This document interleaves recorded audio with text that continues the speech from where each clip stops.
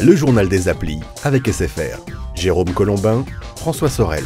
Salut à tous et bienvenue dans le journal des applis. Le journal des applis, c'est régulièrement toute l'actualité des applications qui fonctionnent sur votre terminal mobile.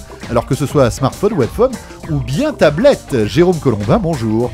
Salut François, bonjour à tous. Oui, les tablettes, on en parle cette semaine dans ce 3e numéro du JDA. Il y a une demi-douzaine de tablettes disponibles sur le marché en cette fin d'année. Vous en mettrez 6, monsieur, alors. Eh bien écoutez, pas de problème. Apple, Samsung, Arco, Toshiba, ViewSonic ou encore Dell. Cela dit, il y a deux tablettes qui sortent un petit peu du lot en ce moment. Il y a l'iPad, bien évidemment, d'Apple. Et puis la Galaxy Tab de Samsung qui représente à L2 à l'immense majorité du marché. C'est donc à ces deux tablettes que nous allons nous intéresser principalement. Voilà, soyez les bienvenus dans ce JDA numéro 3, spécial tablette.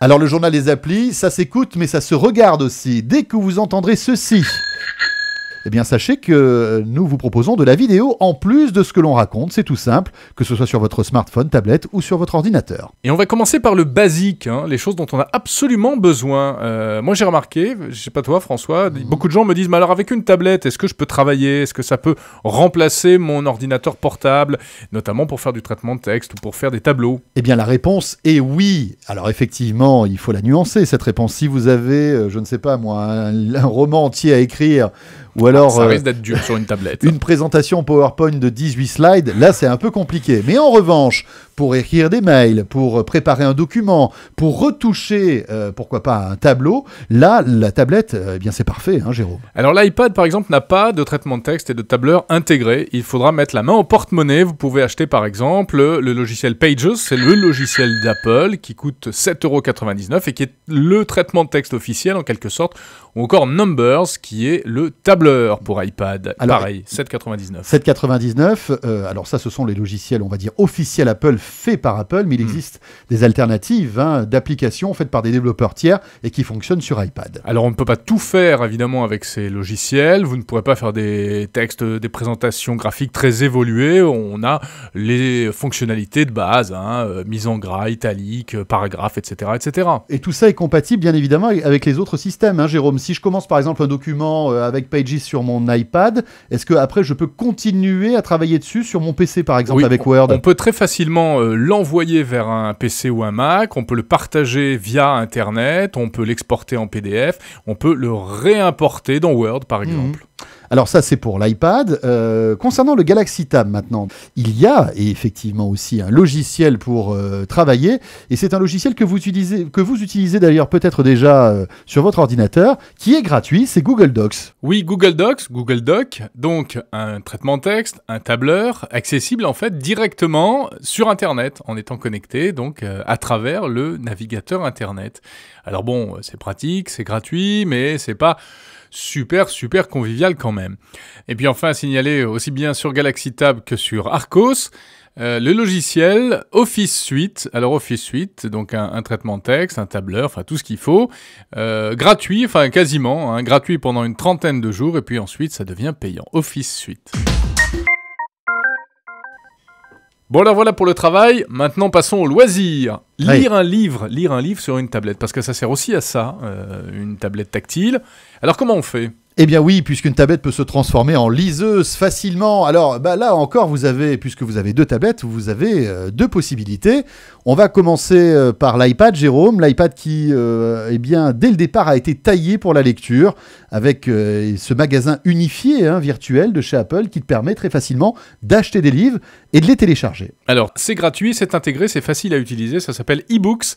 On clique sur l'icône eBooks et on a accès à la librairie en ligne d'Apple. Alors évidemment ensuite les livres sont payants évidemment. Voilà. Quand tu dis que c'est gratuit, effectivement il y a quelques livres libres de droit qui sont gratuits qu'on peut télécharger sans aucun problème, mais la plupart des best-sellers évidemment sont payants. Oui, non mais je veux dire c'est intégré surtout. Ah oui, bien sûr, c'est intégré, effectivement. Ça marche dès aujourd'hui. À noter aussi la sortie il y a à peine quelques jours du système FnacBook. Alors FnacBook, eh bien c'est le système mis en place par la Fnac, comme son nom l'indique, qui permet d'acheter des livres numériques sur le site de la Fnac. Et grâce à ce logiciel, vous pouvez les lire sur votre iPhone et votre iPad. Voilà, ça c'est pour l'iPad, donc des dizaines de milliers de livres disponibles en français.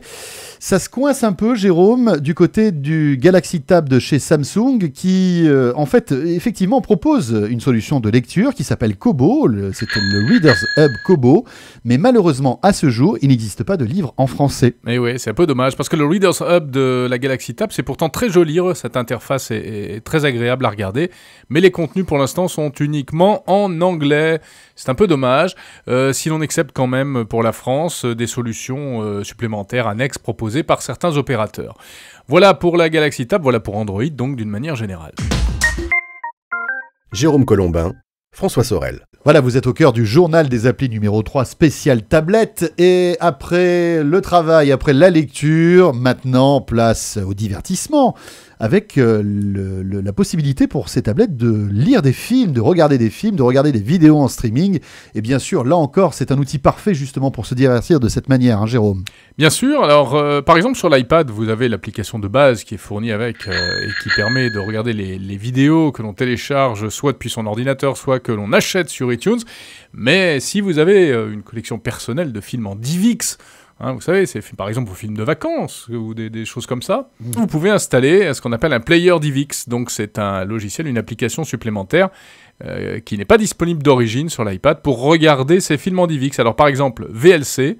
Qui est gratuit d'ailleurs. Qui est gratuite, mais qu'on ne recommandera pas forcément parce qu'elle est pas idéale sur iPad. Oui, autant elle est performante sur PC et Mac, mais c'est vrai que sur l'iPad, on a l'impression qu'elle n'a pas été vraiment optimisée, bien finie. Oui. Et c'est bien dommage. En revanche, il y a mieux, il y a l'application OPlayer qui, elle, fonctionne très très bien. Et voilà. Qui permet même aussi de regarder des vidéos directement sur Internet en indiquant à ce moment-là l'URL, l'adresse, le lien de la vidéo. Donc, en gros, pour résumer, pour regarder des DivX sur l'iPad, c'est possible. Il faut télécharger une application tierce qui est ou gratuite ou payante. Il en existe de plusieurs sortes. En revanche, pour le Galaxy Tab, donc la tablette de Samsung, eh bien là, pas de problème, puisque cette tablette est certifiée DivX, Jérôme. C'est-à-dire qu'en fait, elle a le label DivX sans qu'on ait une quelconque application à installer, ce qui fait que vous pouvez transférer très facilement, en la branchant sur votre ordinateur, n'importe quel fichier DivX, il fonctionnera sur la tablette. Voilà, alors ça c'est pour les films en DivX, mais sinon, on rappelle aussi que Samsung a passé un accord pour la France avec le fournisseur Vidéo Futur qui permet de louer des films directement depuis la Galaxy Tab. Donc un vidéo club à l'intérieur de la tablette, c'est pas mal. Le seul petit souci, c'est que les films doivent être activés au moment où on veut les regarder, activés par Internet, ce qui veut dire qu'à l'instant même où vous commencez votre film, vous devez disposer d'une connexion Internet. Bon, ça c'est un peu une drôle d'idée et ça rend le système pas vraiment pratique. Si par exemple on veut regarder un film dans le train ou dans l'avion, etc.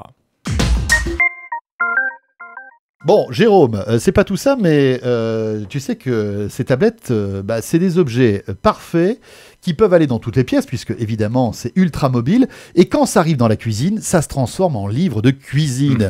Et ça tombe bien parce qu'il existe pas mal d'applications, justement, disponibles à la fois sur le système Android, mais aussi sur le système d'Apple, donc sur l'iPad et sur l'iPhone, qui vous permettent de suivre pas à pas des recettes de cuisine. Alors par exemple, sur la Galaxy Tab, donc sur Android Market, vous trouverez Coos Cooking, avec une version gratuite pour la découvrir, et puis une version payante, 1,50 €. Vous trouverez également Cuisiner qui propose 25 000 recettes et là c'est gratuit. Et puis en fouillant un peu vous en trouverez d'autres. Alors concernant l'iPad, il y en a évidemment aussi beaucoup, vous l'imaginez. L'appli Marmiton est la plus connue, bien sûr, qui est issue du site web Marmiton. L'appli était payante pendant de nombreux mois, ça y est maintenant elle est passée à la gratuité.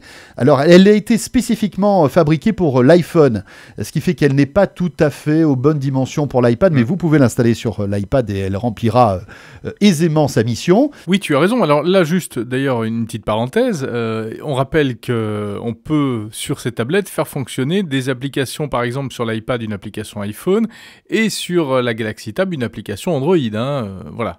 Il y a une autre application sur iPad qui est très sympa, elle est toute nouvelle, elle s'appelle Cookineo, et on vous en parle parce qu'elle a une petite particularité. C'est vrai que en général, quand tu es dans la cuisine, Jérôme, et que tu es en train de faire une recette, Oui. tu as des doigts pleins de farine, plein de trucs huileux, et t'as pas envie forcément de toucher ta tablette pour la salir et pour passer de page en page. Et bien Et là, alors, ils ont comment on compris le fait système avec Cookineo, c'est-à-dire que tu vas changer en fait de page simplement en tapant des mains devant ta tablette. Ah oui, c'est pas mal ça.